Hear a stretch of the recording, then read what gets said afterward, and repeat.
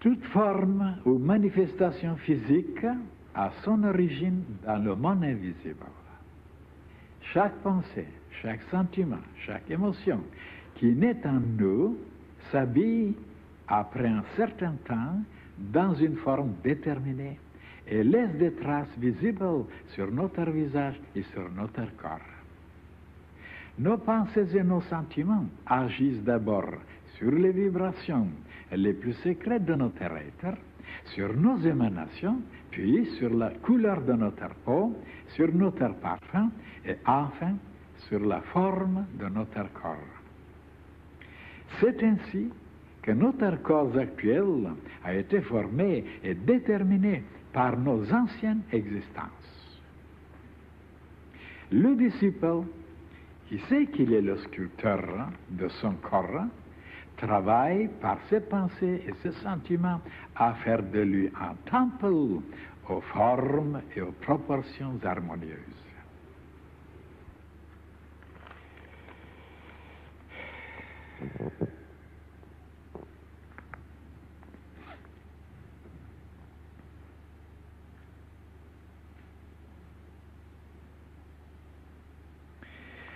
Cette page, mes chers frères et sœurs, n'est pas tellement nouvelle. Je vous ai déjà parlé dans beaucoup de conférences que ce qui est visible, ce qui est matériel, palpable, c'est une formation seulement. C'est une carapace, c'est une concrétisation de d'autres forces, d'autres éléments, d'autres substances invisibles, impalpables. Et voilà que cette vérité n'est pas connue. La science n'y croit pas. De ce que la science initiatique nous révèle. Depuis la création du monde, les initiés disaient la même chose, qu'il n'existe rien sur la terre, dans le plan physique, qui est concret, qui est comme ça, qui n'est pas formé par d'autres choses plus subtiles.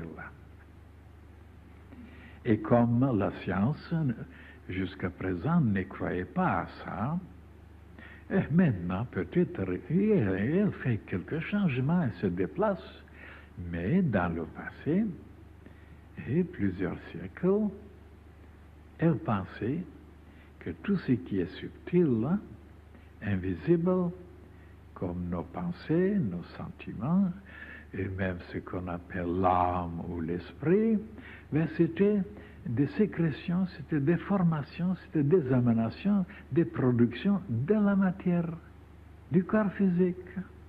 C'était tout le contraire. Et voilà que de croire maintenant à une philosophie pareille, oh là là, les conséquences sont désastreuses.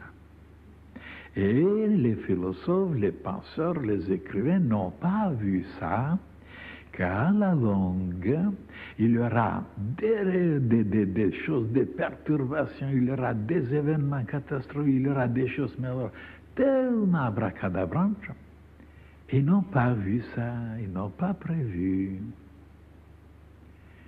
D'ailleurs, je vous ai parlé dans le passé que même pour eux-mêmes, qu'est-ce qu'ils sont eux-mêmes? Ben, c'est le corps physique. Et alors, je vous ai expliqué qu'en s'identifiant avec le corps physique, et étant donné que le corps physique n'est pas immortel, n'est pas solide, n'est pas parfait, il a des fermentations, des oxydations, ainsi de suite, alors l'homme subit les mêmes répercussions, les mêmes dislocations, les mêmes faiblesses, parce qu'il se lie, s'identifie avec le corps physique. Et ça aussi, ils n'ont pas compris, ils n'ont pas vu les penseurs et ceux qui dirigent l'humanité. Si vous connaissez maintenant la science initiatique, la véritable philosophie qui nous révèle justement la réalité, on se découvrira qu'on n'est pas le corps physique et que le corps physique c'est une formation, c'est une concrétisation, comme je vous ai dit, que c'est notre arboricole, c'est notre voiture, c'est notre cheval, c'est notre carapace, notre moyen d'expression, mais nous sommes quelque chose de tellement subtil, tellement grand, tellement intelligent, tellement puissant, tellement immortel, que si les humains s'arrêtaient seulement sur cette question, de se retrouver, de se découvrir, de se concentrer sur soi-même, sur la réalité de soi-même, et non de s'identifier avec le corps physique, alors ils deviendront des divinités. Seulement, voilà, cette philosophie n'est pas propagée. Et c'est pour cette raison les humains deviennent de plus en plus vulnérables, de plus en plus chétifs, de plus en plus maladifs, et ils s'oxydent. Alors, c'est dommage de ne pas connaître la vraie philosophie. Et dans notre renseignement, et on vous a donné des méthodes, des moyens, des formules, comment travailler, comment se lier, comment se retrouver. Même il y a un livre là-dessus, Jnana Yoga, que ça veut dire en sanskrit de se connaître. Comme d'ailleurs déjà en Grèce, à Delphes, il y avait cette inscription, que je vous ai parlé là-dessus aussi, connais-toi toi-même. Et même, je vous ai expliqué que les humains ne s'arrêtaient pas sur cette répétition. Pourquoi les initiés, les sages, en Grèce ancienne, et il a insisté, connais-toi, toi-même, et tu connaîtras tout l'univers. Et maintenant, si vous posez la question à quelqu'un, est-ce que tu te connais? Oh, bien sûr, il dit, je me connais. Il connaît ses faiblesses, ses vices, ses maladies, il connaît quelques petites vertus, mais c'était pas ça que les initiés entendaient. C'est pas ça l'être humain.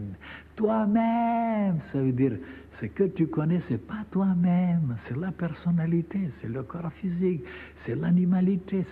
Tu es une divinité, tu es une quintessence, tu es une flamme, tu es une étincelle. Tu n'es pas ce que tu penses, donc on ne se connaît pas. On ne se connaît pas en disant je me connais. Mais laissons tout ça, c'était dans le passé.